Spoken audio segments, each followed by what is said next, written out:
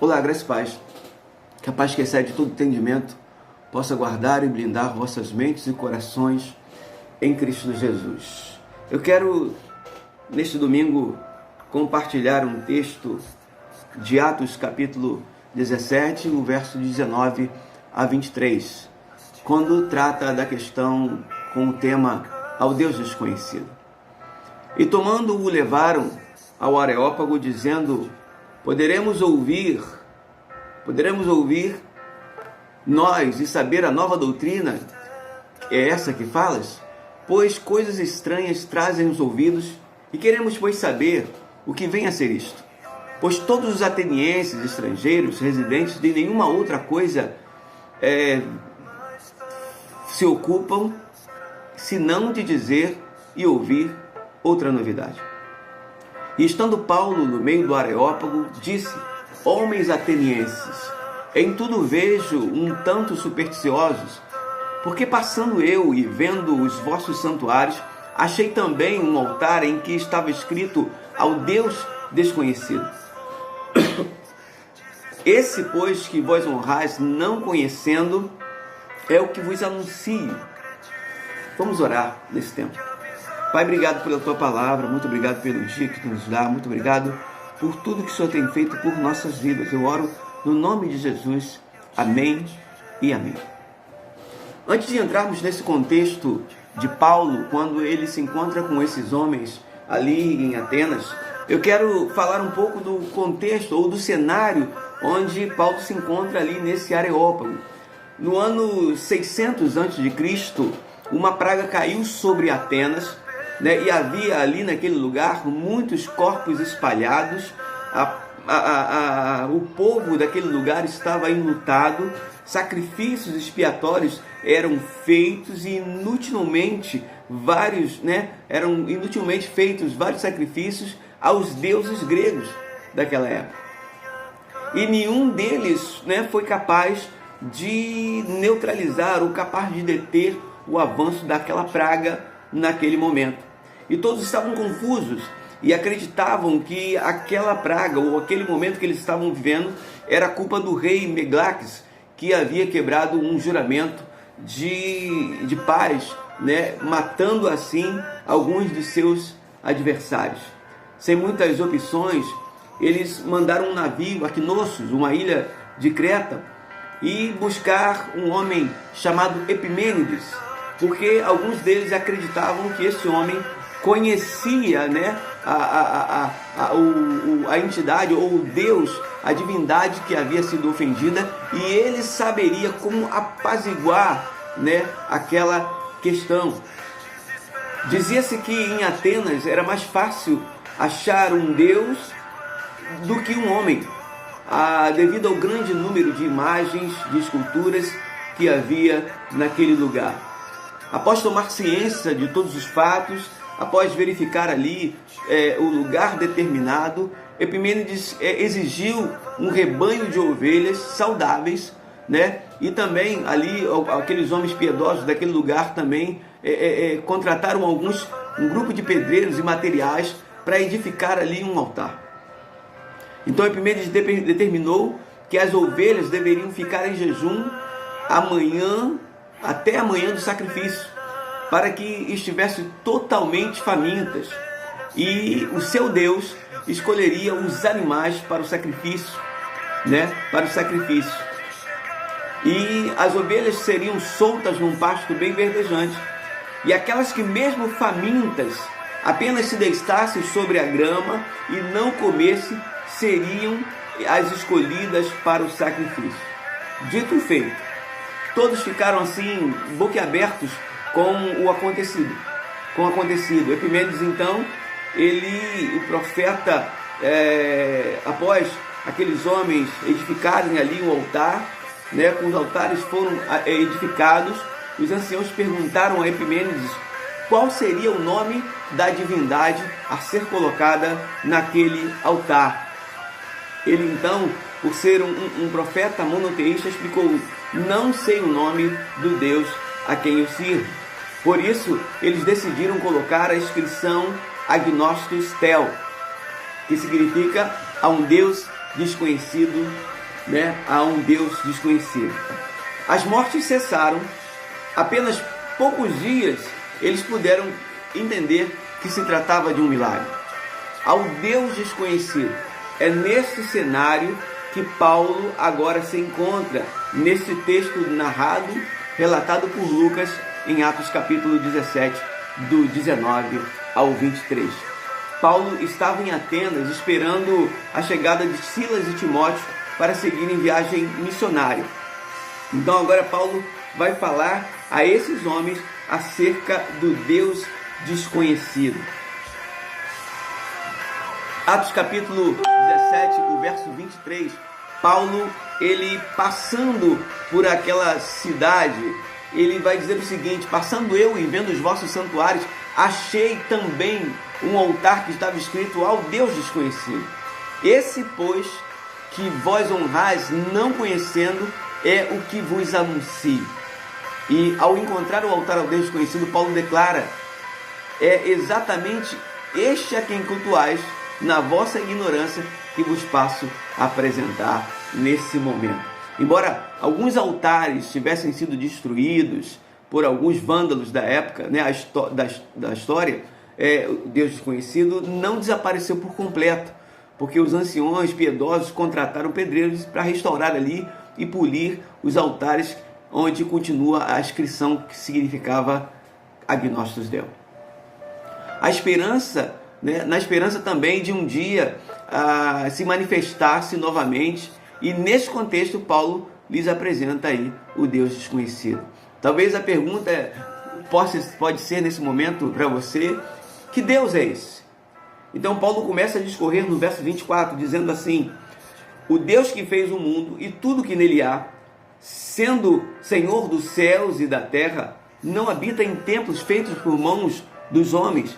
Paulo aqui lhes apresenta o Deus que criou o universo, né? O Deus que criou todas as coisas, os céus e a terra. E Paulo também vai dizer que esse mesmo Deus não é um Deus que habita num templo feito por mão de homens. No verso 5, Paulo declara o seguinte: ele também não é servido por mão dos homens, como que se precisasse de algo, porquanto ele mesmo concede toda a vida, o fôlego, e supre todas as demais necessidades. É por isso que nós, como cristãos, entendemos que somos mordomos de Deus, administradores, ou seja, nada nos pertence, tudo, né, todas as coisas pertencem a Deus. É preciso que você também, ainda que não seja um cristão, ainda que não tenha vivido uma caminhada cristã, você também precisa entender que você também é um mordomo, porque Deus te deu o dom da vida e você precisa administrar a sua vida da melhor maneira possível. Deus não depende de nós, nós é que dependemos dele desesperadamente, né? Desesperadamente, dependemos da sua graça, dependemos da sua misericórdia, dependemos do seu perdão. Por isso precisamos buscar esse Deus. Então Paulo agora começa a falar para eles sobre o Deus que criou toda a humanidade. Paulo responde ali para aquelas principais correntes de pensamento daquela época, aos estoicos panteístas. Ele afirma que Deus é um Deus pessoal e que foi a sua pessoa que criou o universo, o cosmo, no grego, original grego, o cosmo. No verso 17, no capítulo 17, do 26 ao 27, Paulo diz assim: e de um só fez todas as raças dos homens para habitarem sobre a terra, na face da terra, determinando-lhes os tempos já dantes ordenados, os limites da sua habitação, para que buscassem ao Senhor, se porventura tateando pudessem achar, ainda que não está longe de cada um de nós. Depois Paulo declara aos epicureus que a partir de uma única família, Adão e Eva, Deus criou todas as famílias da terra. Os atenienses, eles acreditavam num Deus divino, poderoso, temperamental e impessoal. Mas Paulo agora lhes prova o contrário disso. Eles acreditavam ainda que a humanidade havia brotado da terra e eles não estavam longe da verdade, mas ainda assim estavam perdidos em seus pensamentos. Então, Paulo agora começa a lhes apresentar a base da existência a partir de Atos capítulo 17, o verso de 27 a 28. Paulo vai lhes falar ali da seguinte forma: para que buscassem ao Senhor, se porventura tateando pudessem achar, ainda que não está longe de cada um de nós, porque nele vivemos e nos movemos e existimos, como também alguns dos vossos profetas, dos vossos poetas disseram, pois somos também sua geração. Epimênides, que viveu por volta do ano 600 a.C., falou sobre o poder de Deus em Creta e da sua obra. Nele vivemos, nos movemos e existimos. O poeta grego Arato, de 315 a 240 a.C., afirmou: somos todos descendentes de Deus. Paulo faz citações dos poetas da época para declarar que o então Deus desconhecido como a base de toda a existência. No verso 27, ele afirma que Deus não está distante de nenhum de nós. Paulo diz ainda nos versos 29 a 30 que o Deus que em épocas passadas não levou em conta o tempo da falta de sabedoria. E agora ele vai dizer assim: sendo nós, pois, geração de Deus, não havendo de cuidar que a divindade seja semelhante a ouro ou prata ou pedra esculpida por artifício de imaginação dos homens, mas Deus, não tendo em conta o tempo da ignorância, anuncia agora a todos os homens em todo lugar que se arrependam. Paulo agora lhes apresenta um tempo de resposta, né? Após lhes revelar o Deus desconhecido, Paulo lhes orienta a não mais acreditar nas imagens feitas de ouro, de prata ou pedra, ou seja, estátuas, né? Imagens feitas por mãos de homens. Paulo lhes faz um convite ao arrependimento. Paulo lhes revela que há tempo determinado por Deus em que ele julgará o mundo com o rigor de sua justiça, por meio do homem do qual ele estabeleceu para isso.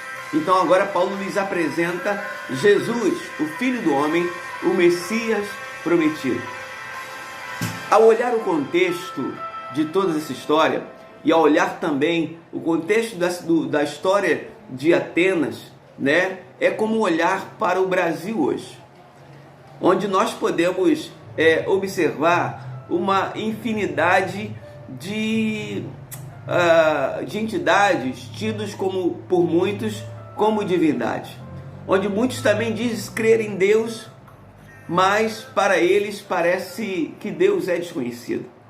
Isaías capítulo 44, do verso 6, diz assim: assim diz o Senhor, o Rei de Israel, eu, o seu Redentor, o Senhor dos Exércitos, eu sou o primeiro, eu sou o último, e fora de mim não há Deus.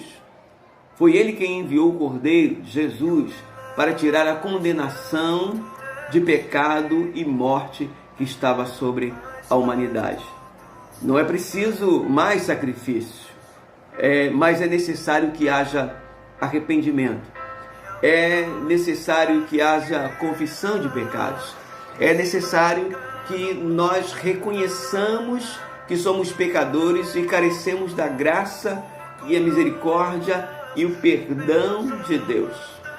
Ao olhar aí nesse tempo de epidemia, nesse tempo em que muitos estão com medo, desesperados, né? Vale lembrar que esse mesmo Deus, que para alguns ainda é desconhecido, que para alguns ainda não é conhecido, eu quero lhes apresentar esse mesmo Deus que ainda continua fazendo milagre para aqueles que creem.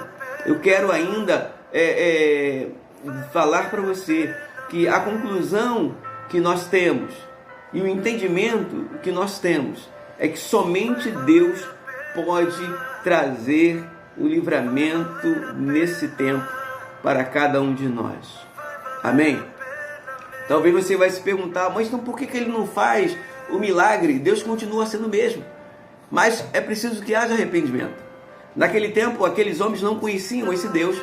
E quando lhes foi apresentado um Deus desconhecido e que ali foram observados, e que foram obedientes à orientação daquele profeta, e eles seguindo aquela orientação, houve de fato um milagre naquele lugar. Nesse tempo, a observação que cada um de nós precisamos fazer é a observação de que precisamos nos arrepender. Precisamos nos colocar diante de Deus.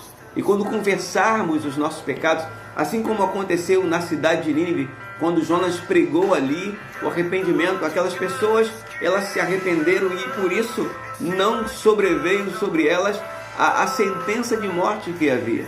E nesse tempo não é diferente. E aí eu digo para todos vocês, para todos nós brasileiros, que nós precisamos de fato nos arrepender diante de Deus e de fato voltarmos para Ele. Esse mesmo Deus espera que cada um de nós reconheça a condição de pecadores. É claro que nós, como igreja, temos sido obedientes à orientação das autoridades, e por isso nós estamos fazendo esse vídeo para que não tenha aglomeração. Você pode estar perguntando, mas você não tem fé? Nós temos fé, nós cremos em Deus, nós somos de Deus, nós já estamos salvos, mas visando também a cada um daqueles que ainda não teve o encontro com Jesus, nós evitamos essa aglomeração, para que não sejamos o motivo da infecção desse vírus maligno que está aí sobre o nosso Brasil.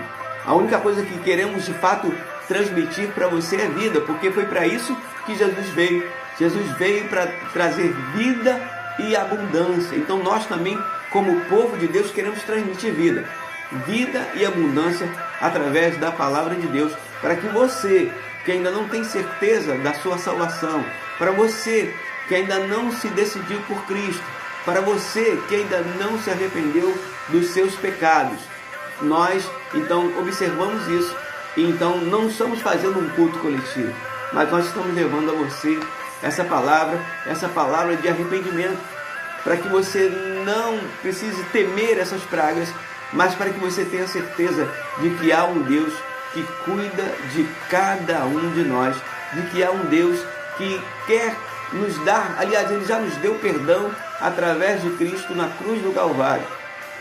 Este mundo, ele já está condenado. Esse mundo, ele já sofre, desde o Éden, as consequências do pecado. Então, agora para cada um de nós ainda há esperança. E a esperança está em Cristo Jesus. Por isso que eu sempre digo que a esperança nunca morre, porque Jesus é a nossa esperança. Mas você, como a palavra já nos mostrou, nós temos um tempo determinado de vida na face da terra. Mas enquanto temos esse tempo, nós precisamos aproveitar o máximo dele e reconhecer que precisamos da graça de Cristo. E ao final, quando você começar a fazer essa caminhada com Cristo, você vai entender que valeu a pena crer em Jesus. Você vai ver que valeu a pena confiar em Jesus. Você verá que valeu a pena entregar a sua vida a Jesus. Então, que Deus te abençoe nesse domingo e que a palavra de Deus ela possa falar profundamente ao seu coração e que você, possa viver esse tempo com paz, com aquela paz que excede todo o entendimento, aquela paz que em meio à provação, mesmo em meio à tribulação, mesmo em meio a toda aquela crise, você terá, porque essa paz ela vem de Cristo Jesus. Que Deus te abençoe e receba Jesus no seu coração. Boa noite, bom dia, dependendo de qual horário que você vai estar assistindo esse vídeo. Que Deus te abençoe.